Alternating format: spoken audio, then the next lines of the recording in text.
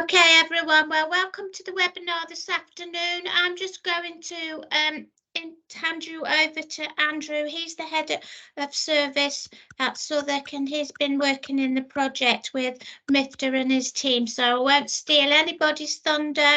I'll just let them carry on with the introduction. So over to you, Andrew, please. Thank you very much, Heather, and welcome everyone to this webinar on promoting a criminal justice system-free childhood. And we've been looking forward to offering this presentation for a long time. But firstly, just to say a few sort of ground rules. Firstly, to thank Heather very much as our commissioner for this project over the last year. It's been a joy to work with her. We expect this presentation or this session to last 1 hour. We expect Mifta and his colleagues, Rayhan and Taylor, who are peer navigators, to speak for about 40 minutes. There will then be an opportunity to ask questions. You can either put them in the chat or you can put them, we do the usual hands, and I'll take them from there. Just say there will be some slides shown during this presentation, and we will share those outside this meeting, and we will also respond to any questions that we're not able to answer in the hour that we have now. So I think that's all the sort of background that I want to sort of give to the meeting. To let everyone know as well that we are recording. Oh yes, we are recording. So yeah, the video will be edited and we'll be able to share the link with you on our YouTube at a later date.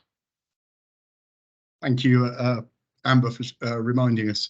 So let's kick off. I'm really proud to welcome Mifta, Taylor and Rayhan.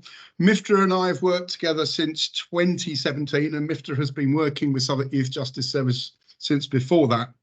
And I think Mifta has demonstrated, as someone with lived experience, what can be achieved working with young people in a youth justice setting.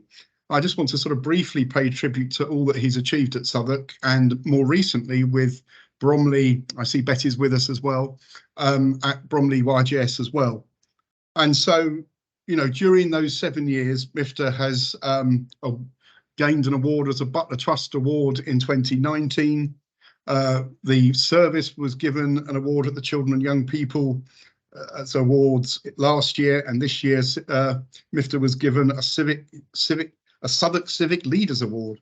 So what he's doing is certainly getting recognised by partners across Southwark and across the country. So without further ado, I hand over to Mifta, just to say, I'm sure you'll all find this really interesting. Mifta.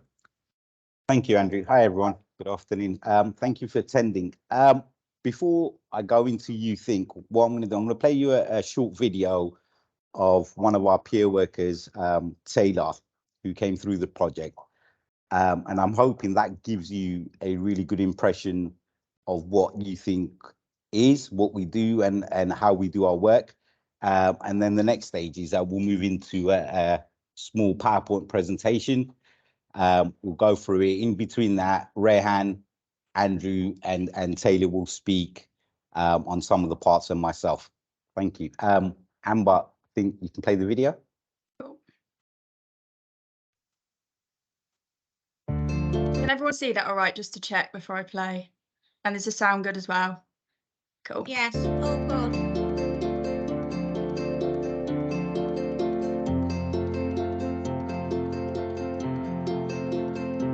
Yeah, hi, my name's Taylor Price-Tuffer.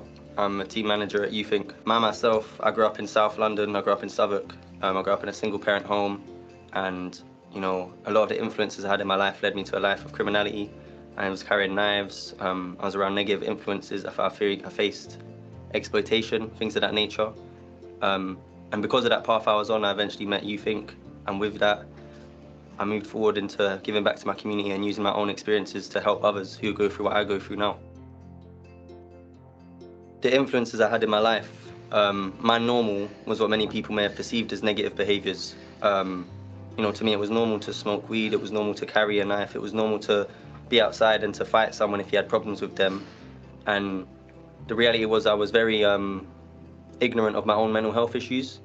And as I went through the work within the charity and I learned about my own issues, my own traumas, it helped me to understand and to develop almost positive behaviours that I'd never really acted upon, but I always knew were a positive thing for me. I just, like I said, was blinded by many different emotions. I couldn't go through my emotions. I didn't have a support system, and being around You Think allowed me to have that support system and have that space to learn and to develop in a positive way. Loving myself was key, I think. I don't think I've ever really said it in that way, but definitely I think loving myself was the biggest thing, because I never really thought I would amount to much growing up. I didn't have a lot of positive influences. Everyone told me the world was my Oyster card, but that didn't really mean much to me as a kid. I just kind of thought everyone around me doesn't have money, everyone around me is just the way they are, angry, belligerent, violent, all those sorts of things. I thought that's most likely what I would become.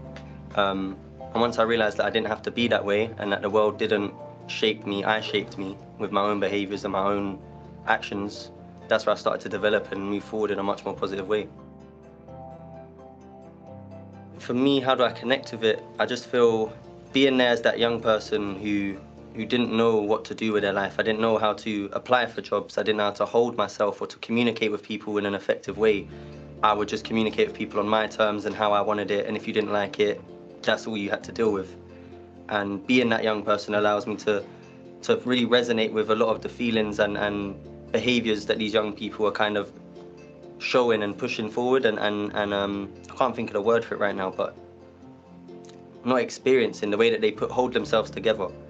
I feel that I'm able to relate with that completely, and that's what allows me to understand issues before they've almost become an issue, because I remember myself behaving in that way before those things occurred and when I was going through the exact same issues.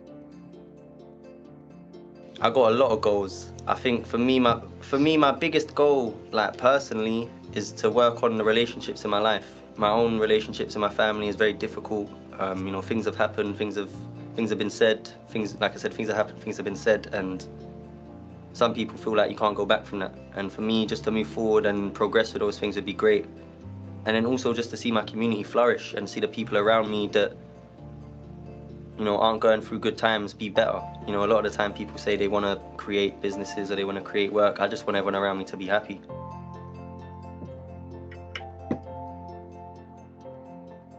I think in the past 3 years, I've probably been the most positive I've ever been since I was a child, which, you know, for me, my own issues, like the last time I ever properly really felt happy was with my nan. And I feel the same way I used to feel back then now because of the things I'm doing and the things I'm going through. I got a great connection with people on the program who are almost in a leadership role or coaching me, because if it wasn't for the advice that they gave me and the support that I was given and the space I was allowed, the environment to learn, I wouldn't be the person I am today. I feel I'd be very much still on a very negative path, and if I'm being honest, I might be dead or in jail.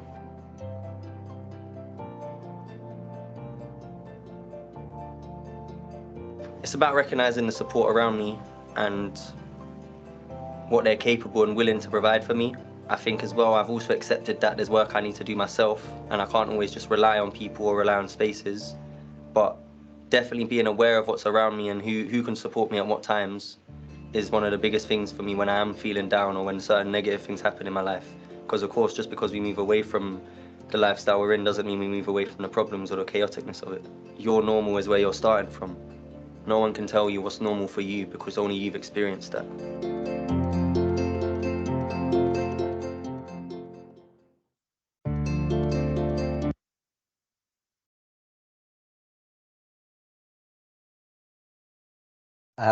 Hi.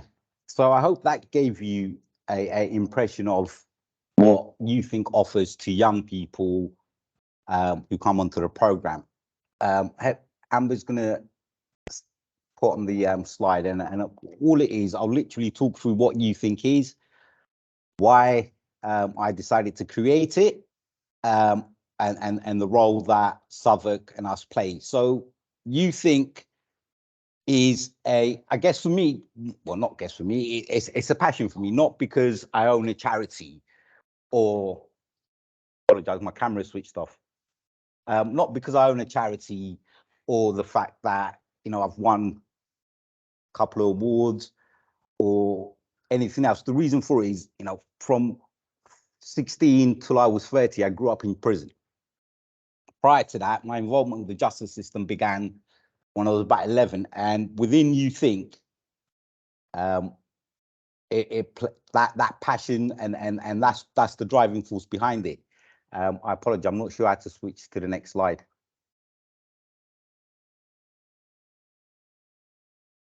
If you just want to let me know, and then I can do it for you, Mifta. Oh, okay. Thank you. Sorry. So yeah, that's what You Think was born of in 2016 at Southwark. And at that time, the head of service, we had a good relationship, and they're working at Southwark for several years. One of the things that I realized is that within the criminal justice system, particularly youth justice system, and we have a lot of short programs for young people. So young people come in, do 6 weeks, 3 weeks here, and they'll disappear.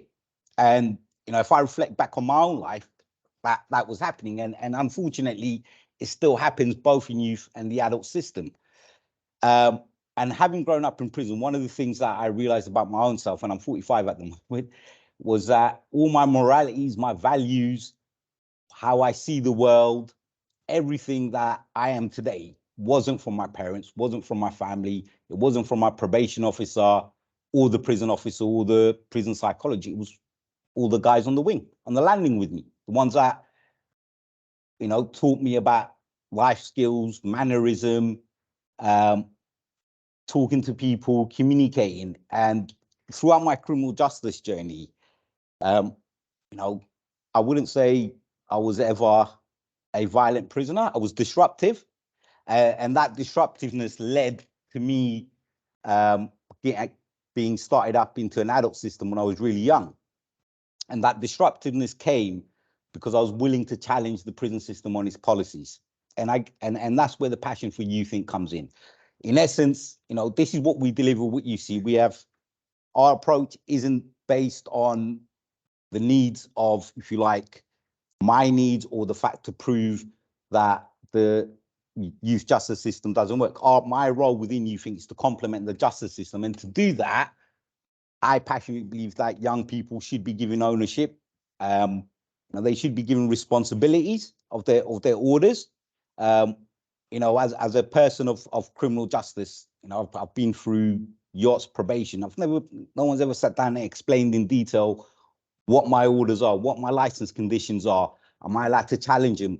In one hand, we teach young people to challenge the police.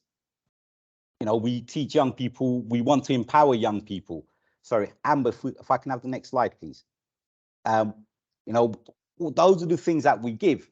And I think if we don't give learning and ownership to young people to say, look, do you know what, when policies come out, or if you've got a court order or you're at the Youth Justice Service, if you don't think some things are correct for you, then you need to speak up. And that's what empowerment is for young people. It shouldn't be that we teach young people on a particular groups of people. To get young people and give them a sense of belonging, they have to be part of that community. And that's what we want to do at You Think. I'm not going to talk about the awards because Andrew's already talked about them, but I was really fortunate enough to win awards for the work. And truth be told, I think those awards should be given to likes of Taylor, Rehan, YJS staff should be involved in that. It shouldn't just be You Think and Mifta. It wasn't that creation. Empowering young people for sustainable change. The collaborative approach between Southwark and us it's been going on for almost 7 years now. And it works on the fact that, we have the same value and the same approach. So, Amber, if I can have the next slide, please. So, when I say the same values, building on lived experience and strengths, that is the foundation that You Think is built on. And I was really fortunate that Southwark, both Andrew and the previous head of service, Jenny, were willing to take an opportunity and focus on that building of strength and experience and bringing people together. And when we talk about building lived experiences, for me, it's not about the person from criminal justice who knows about lived experience. It's about everybody who's involved in it. That's every member of staff across Bromley, across Southwark, the YJB. All of us have lived experience in different ways. I have a particular lived experience which gives me a unique insight, gives me a certain set of skills to be able to communicate and talk to young people. And the other side to that, by having staff collaborate on our projects, giving young people skill sets. So as an example, when we first started YouthInc, Taylor, Rehan, we had, I think it was 40 young people, and more than that volunteered coming in and out the youth offending service. At the beginning, there was uncertainties within staff because these are ex-young people of a youth offending service, youth justice service. They're walking around the building as staff and volunteers.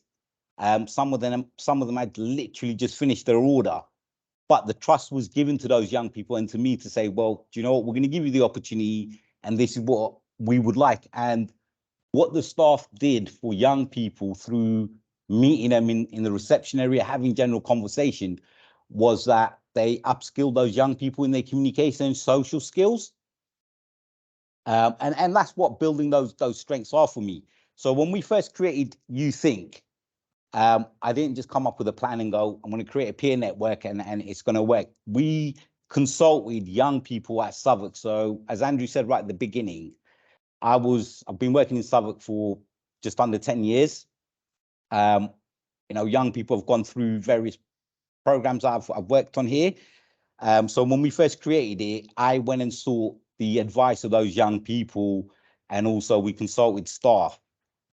In total, it was 120 young people that we spoke with. Out of that, we managed to get 40 odd young people to volunteer for us.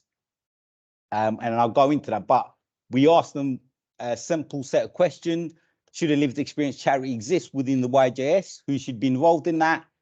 How can we support young people's understanding of mental health and empower them to have a voice within the service? And that's what led to YouthInc. Could I get the next slide, please? And with the consultations, I said we had 40 young individuals volunteer. Some of them were, our youngest one at the time when we first created it was 13. Our oldest one was 23. The 23-year-old had been on a previous program with me. He lives locally. We've stayed in touch. When I decided to create YouthInc with Southwark, I went back to all those lads who'd been on previous programs in Southwark and asked them those simple questions. What should programs look like? Who should be devising those programs? How should they be delivered? How do we get, more importantly, young people to understand mental health, emotional well-being, and not be scared of it and seek support, whether that's from a professional, whether that's from their parents or their peer groups. And at the end, we had 40 of them design 2 programs for us, which I will go into. But in our first year, we employed 20 odd young people, and throughout the 3 years, we've employed more than 20 odd young people on various roles. We've managed to keep Taylor on a full-time role because funding allowed us to, and the commissioning from Southwark and Bromley. Various other young people worked different roles. What had happened was that the journey for these young people was that they realized that they could go on and do better things within their life and not be at YouthInc. So the emphasis for us isn't to keep hold of young people and make them into peer navigators or peer workers at YouthInc. My emphasis is to ensure that those young people succeed in life and they can go on and do great things. So, as I said, the service user community, that's the groups of young people came together and they created 2 programs. One was to give young people an understanding, very basic understanding of mental health and how to seek support. And the other one was, how do we give young people a voice, not only in the justice system, but also out of the justice system? And, for me, the thinking behind that is that if we give young people a voice, both within the, if you like, the structures of a justice service and the community, it gives people a sense of belonging, gives them ownership. If I could have the next slide, please. So to do this, Southwark in itself, those of you who work within the youth offending youth justice service will know, there's a lot of management of risk, particularly with young people. And what Southwark did really well was that they were willing to open their doors. The front back, all of it. Staff were willing to trust young people, which is the most important thing. And to give you an example of it, sometimes the room that I'm in, previous years, it was used for training, meetings, various things. Southwark have been grateful enough to give us this room on a permanent basis. And young people literally walk into the yacht, they ask to come to see us.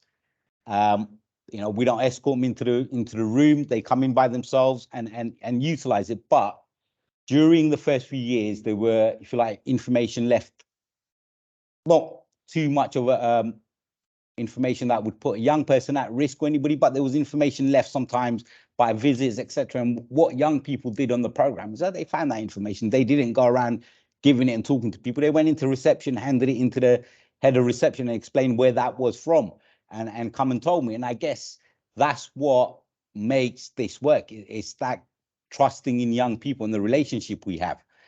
And to get where we are today, when we took on young people, and to this day, young people go through a 12-week training program if they want to become a peer worker, if they want to volunteer within the service. And every young person has the opportunity to volunteer, not just as a young person within the projects, but within the charity itself. So a 16-year-old plus could apply to be a trustee, an advisor within the organization if they want. And in that 12-week program, we covered health and safety, first aid, but more importantly, Southwark funded the trauma training for likes of Taylor, 20-odd young people to go through it. And the training was done in partnership in the sense that it was created by parts of it by young people, some of it by staff. We also had CAMS team joining in. And throughout that process, what I took from it was that young people got to know staff. They didn't see them as staff as so much. They saw them as people who came in wanting to help people. And what we learned from those various training was that a lot of young people wanted to move away from their situation, but what they didn't know was how to do it or how to seek help. Because a lot of the time what happens is that once you're in criminal justice, a lot of the stuff is done to you. So you get told you've got an appointment here, you've got this here, and you're going to attend this group and you're going to attend this group. Whereas with us, we emphasize on ownership, responsibility, and owning your own life. So if young people have got various meetings they need to go through with youth offending service teams, they may have a CAMS appointment, they may have a drugs appointment while they're on our project. Our role within that is to remind the young person, you've got that. That's where you need to be. You can choose to go. And within that, what we had really well was brilliant relationships with staff. If we didn't have those good relationships with staff, and that was based on being open with staff, telling them, where the young person is, because sometimes, when you get a person, whether it's a young person or someone in the criminal justice system, and you've got a youth justice officer sitting there and you're asking a number of questions or you're trying to have a conversation, you get limited information. Within our hubs, I would say we have open conversations, honest open conversations where, the peer workers, our project manager, sometimes I jump into I'll come down and meet the young people, and a lot of the times, young people will tell us. They will be honest. I've recently, we did a group on peer commerce, e-commerce for young people, and it was a pilot. Sorry, Amber, can I have the next slide, please? And it was a pilot for ET young people, and we had a group of young people here. They complete the e-commerce program, and what came out of it, digital marketing, if you like, something that they wanted to be involved in. They were unemployed, wanted to get them into it. But importantly, the conversations I had with them was about looking at whether these 17-year-old lads wanted to come off the road. And they were honest enough to me, and one of them put his hand up and went, no, not for 3 years. And we talked about it, discussed it, and his view is in a particular way. But that didn't stop us from engaging or him coming in to see us. Our role is to see if we can get the message to him to say, look, do you know what, if you come off some of the things that you were doing, life will look at it in a different way. And that is not going to happen through a week's conversation every week for 1 hour. That's continuous engagement, continuous work. And those engagement isn't necessarily about me seeing him or one of the peer workers seeing him on a day-to-day basis. It's a simple text to see how things are for him in life. And that's what young people sometimes need. That's what everybody else needs, you know, just for somebody to drop a text and say, how you doing? How is things? And that's what engagement for us is. It isn't a case of talking to somebody once a week, going, yeah, turn up for your appointment. It is that continuous engagement, checking on people. You know, if somebody needs an advice, a young person, for me, the young person shouldn't just have my project manager's number or the peer workers. They should also have my number, because if they feel that, do you know what, I'm not too comfortable talking to Taylor, I'm not too comfortable talking to Rufy or Kenneth, those young people, if they're comfortable with me, and I might be the director of it, I will make that time for those young people to talk to them and to see what's going on within their lives. And if I don't do that, then there isn't a point to me being the director of You Think.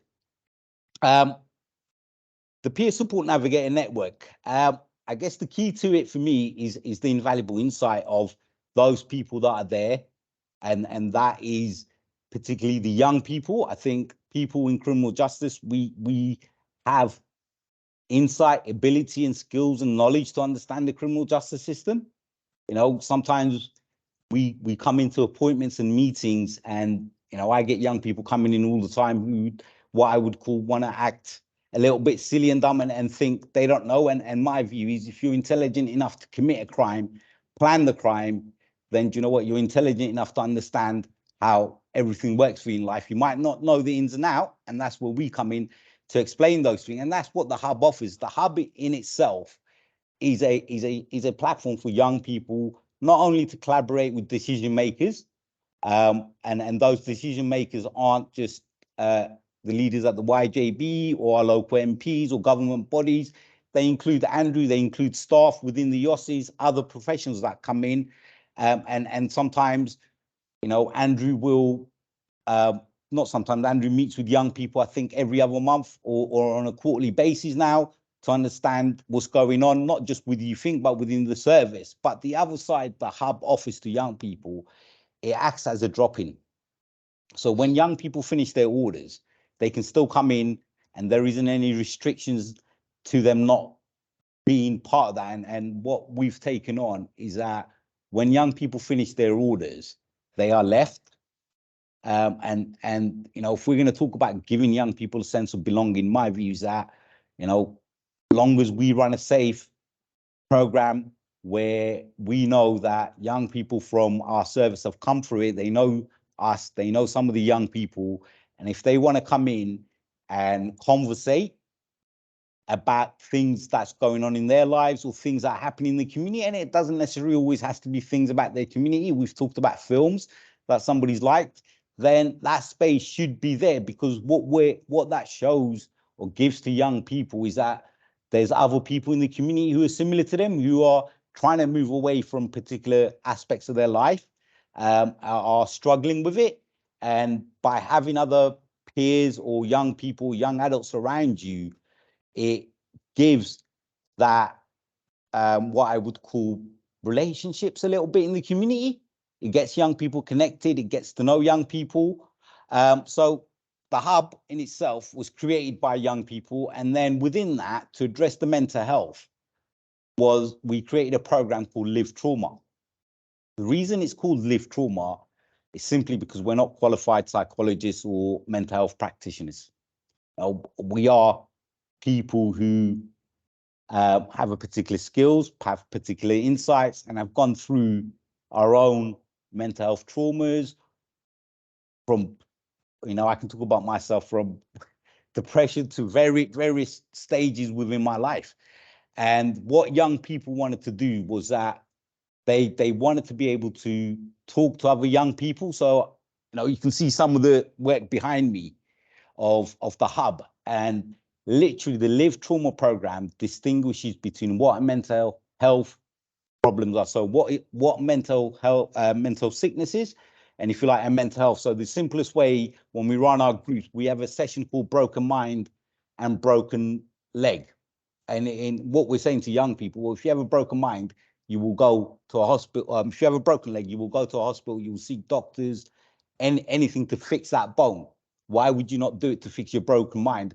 And that conversation is literally based around emotional well-being, mental health. There isn't videos to play. There isn't loads of PowerPoints. It is literally a conversation. The conversation varies in different directions.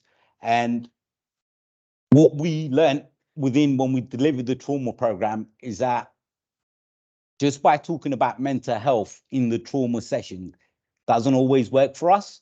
The conversations go in different directions, but it's about keeping that conversation within those remits of emotional well-being. So if a person comes in and we're talking about broken hand, broken mind, sometimes we get young people who won't talk about cannabis, will say, no, not really. And the simple question to ask them, do you get the munchies? If they do, most young people will go, yeah. And some young people have gone to me, how do you know about munchies? Well, do you know what? I smoked weed half of my life. So, the effects that come along with that, I do know. And how that works for you. So that's what the trauma program offers. And also, so it's a 4-week program, but young people again have the opportunity to continue to come back, either to go on the program themselves, to volunteer, or just to come in and support other young people. And it doesn't necessarily mean the young person who's volunteered coming back is going to be talking about their mental health. It just means the young person wants to be part of a group and wants to help the conversations flow. Can I have the next slide, please? Okay. So those are the 2 programs we run. And within that, I guess the effectiveness of it for me is the open door policy, where our program aren't tailored to a particular group of young people. They're not tailored to particular groups of risky young people or anybody. It is open to every young person that's known to us, whether they're on prevention, they're on an order, anyone can attend. And that's what works for us, because young people can come in and dip their toes. They can find out about us. If they like us, they can come in. If they don't, that's fine.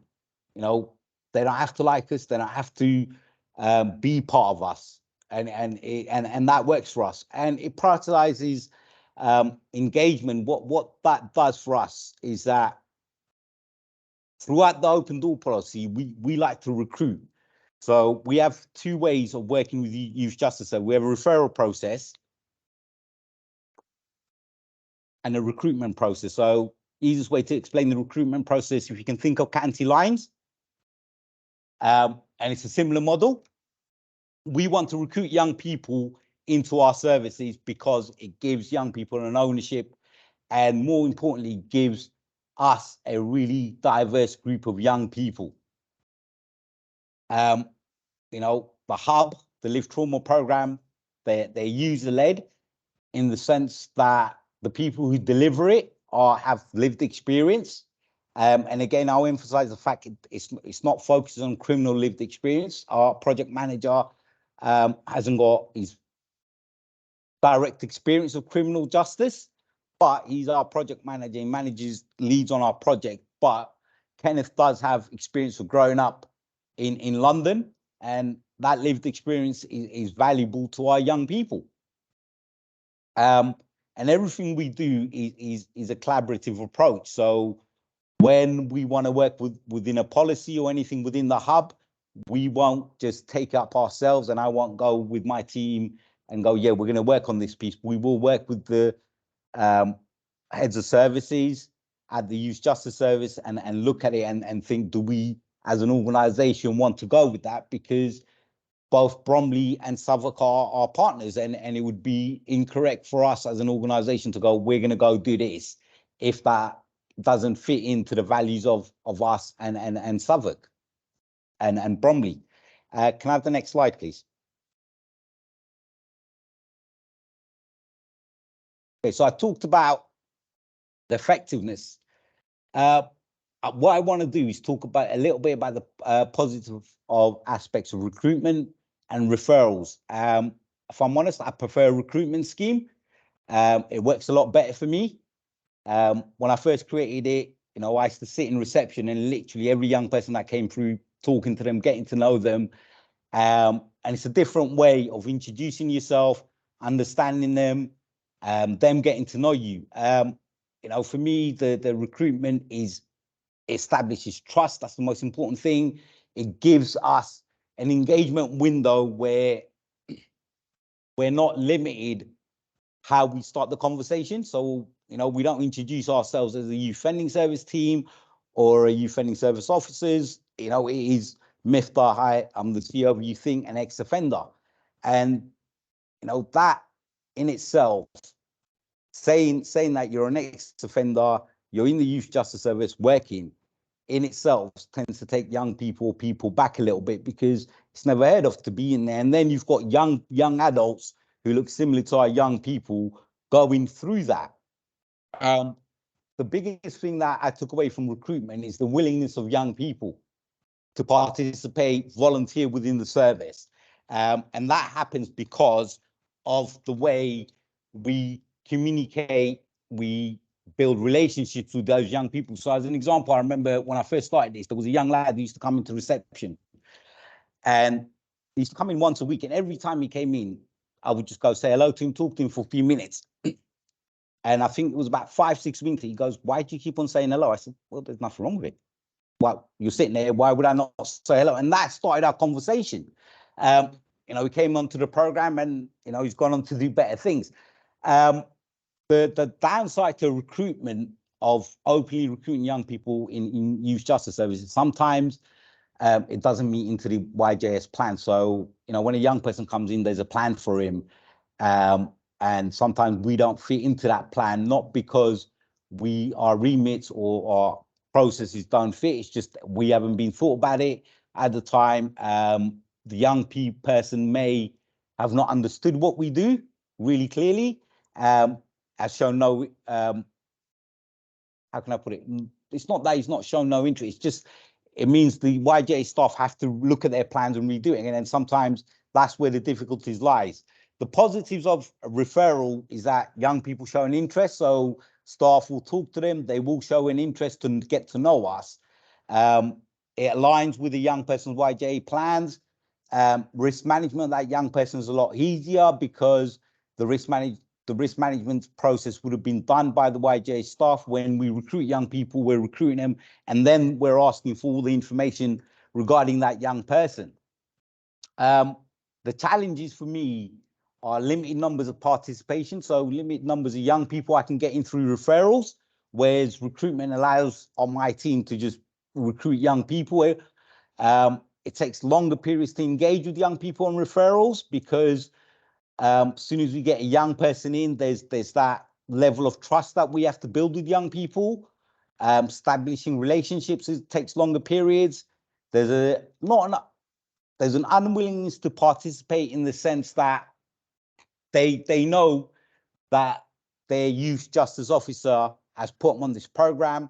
So that's where the participation part comes in, where we as individuals and staff have to spend a considerable amount of time engaging that young person to understand who we are. And what works is the groups of other young people within our hubs and our network, which young people know locally, and that's what buys in the young people. And I guess the other thing, the most important factor for me in referral challenges is the authenticity of myself, the organization, because soon as we get a young person on referral and we go, look, we're this organization, this is who we are,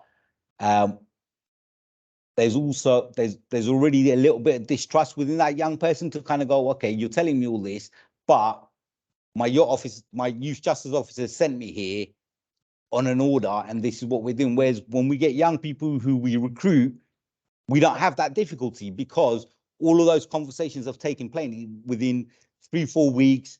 You know, during the appointment, we might have gone for a bit of lunch. Sometimes, you know, go get a young person a drink, and within those conversations of we're walking, that happens, and that distrust, that relationship, that belief to say that, do you know what, these people know, they've got the experience, they know what they're talking about. It takes time to happen. But referrals in terms of youth justice service for us works, that it helps, it gets young people. But what we realize is that we only get a particular sets of groups of young people. It doesn't allow us to be diverse enough. And what we want is a diverse group of young people coming in, so it allows young people to develop skills of each other. Also, it gives young people a networking opportunity to get to know other young people in different areas, which helps young people when they are traveling or walking around, going into different areas. Can I have the next slide, please? Sorry, Mr. I know we're getting tight for time, but could you talk a little bit about the evaluation as well? Because I think people might be interested in that. Yes, no, I'm coming on to that. So sorry. That's right. So at the moment, you know, the evaluation, we're being evaluated by Middlesex University. And the report, we've got a draft report. We haven't got the final report yet, which is due out. But what I'm going to do, I'm just going to let Andrew talk a little bit about the impact he has seen since he's been here. And also I'll ask Rehan and Taylor to talk about the impacts on their life. And throughout the whole time that we've been working with Southwark and Bromley, you can see some of the policy work that young people have been involved in. So if I hand it over to Andrew, he can talk a little bit about what he has seen in terms of the impact within Southwark. And then Andrew, if you can be kind enough to hand it over to Taylor, then Rehan. Okay. Thank you. Okay, thank you, Mifta. What I see as the unique selling point of YouThink is its flexibility as a voluntary sector organisation working in close partnership with the Youth Justice Service. So what I really want to pay tribute to is Mifta, Taylor and Rehan's ability to actually see the needs of the Youth Justice Service as well as his own organisation. So what that means is that we are actually co-creating the offer. And what YouThink can provide, which we can't do as a statutory organisation, is, you know, and this works so beautifully, is that often young people will come into the Youth Justice Service thinking they're going to get a very strong or difficult experience with people who are like their worst teacher, and then they meet YouThink staff who are like them. So what I think is that YouThink often facilitate the process of, for young people who are at the start of their orders coming to the Youth Justice Service, actually make it a welcoming place for young people to come. And I think that makes the relationship building with the Youth Justice Service staff and managers a much easier thing to achieve. And that is mainly down to the fact that we have this collaborative approach to working.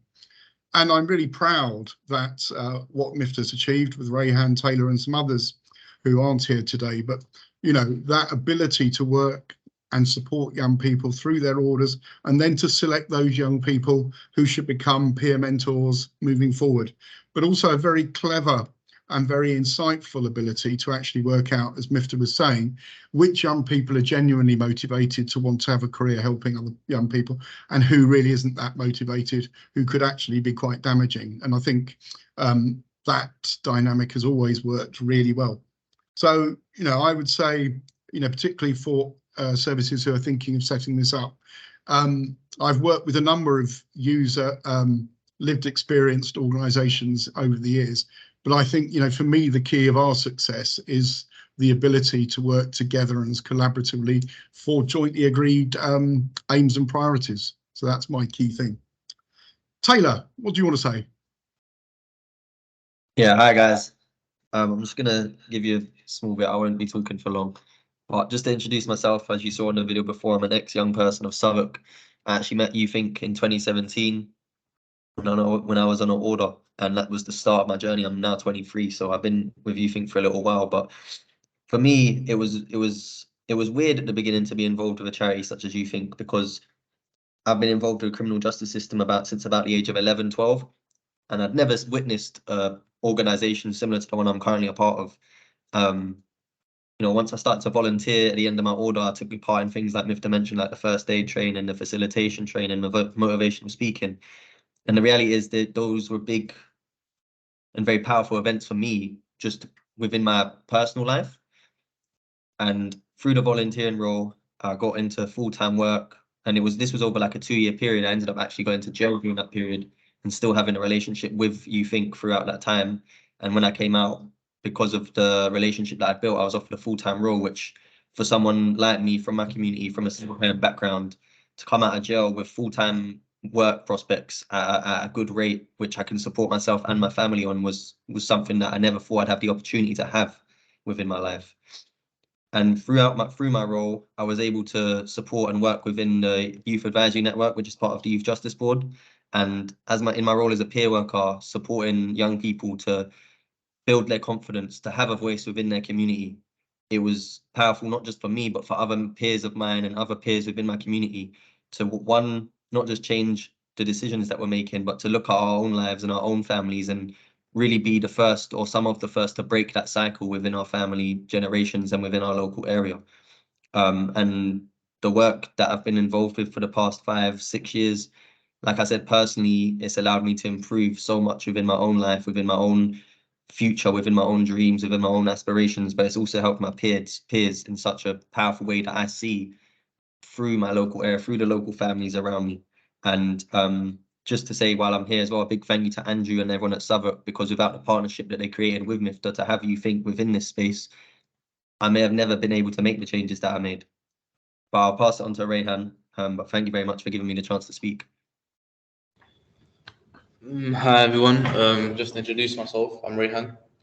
I was first introduced to YouthThink when I was about 17, and I was on an order as well.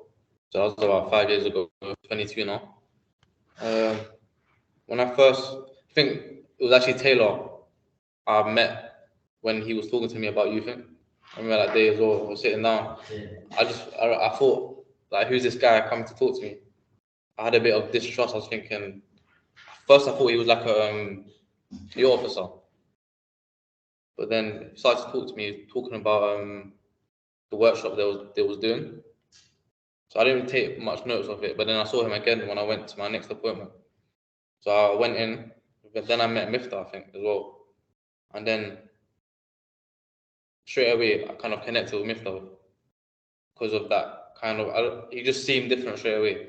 The way he talked and the way he kind of presented himself was more relatable.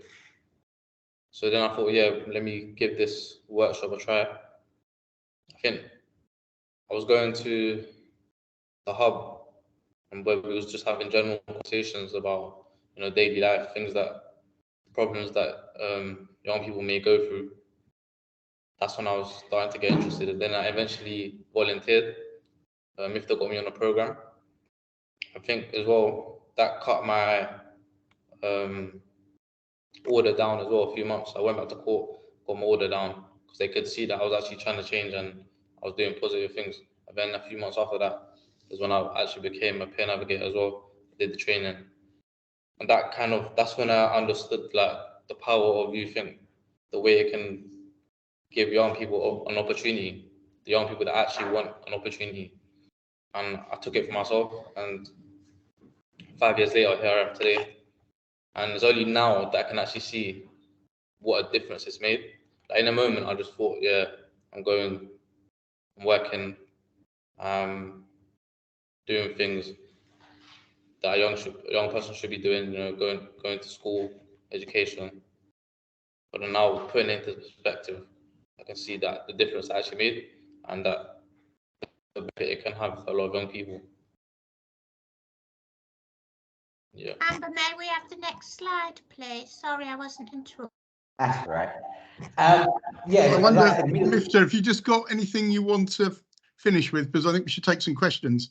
Yeah, no, I mean, in terms of the impact, you know, I think we've got lads going to universities, to having full-time jobs. We've had young females going to voluntary employment. And in terms of, like I said, the evaluation is happening at the moment. The final report should be out end of this month. We've done an internal evaluation, and in terms of young people's well-being, they've reported it quite high. Most young people that we work with, it isn't a quick fix 4-week program, and that's why Southwark and Bromley Commission is for 12 months, and experience tells me that if we're going to move people similar to me, even at 40, as a 12-year-old boy, then you know what, 4-week, 6-week programs are not going to do it. We need long-term programs that are not just built around young person's activities, just taking them off to do activities, but what I would call informal, unstructured learning. And that's what we offer within all our programs, not just about mental, all the social skills that young people need. I'm going to finish it there. I'll ask Amber to play, to put on the next slides. Please do have a look at them. And then any questions, as Andrew said, please do ask us. By the usual method of raising your virtual hand, please. Virtually at the end of our time, and I realise everyone's busy and probably needs to leave this meeting. I've put my email address in the chat if people want to send me emails. I'm sure Mifta will put his as well to answer any other questions. And alternatively, you can contact the Youth Justice Board, who will answer any other questions you have. Can I just, on behalf of all 4 of us, thank you for your interest in this session. Thank you for your very insightful questions and your attention. And we've really, I can say, I've really respected all 3 of my colleagues, and I hope you found it a really helpful meeting this afternoon. But I think we should stop things there now. So thank you all for your attendance.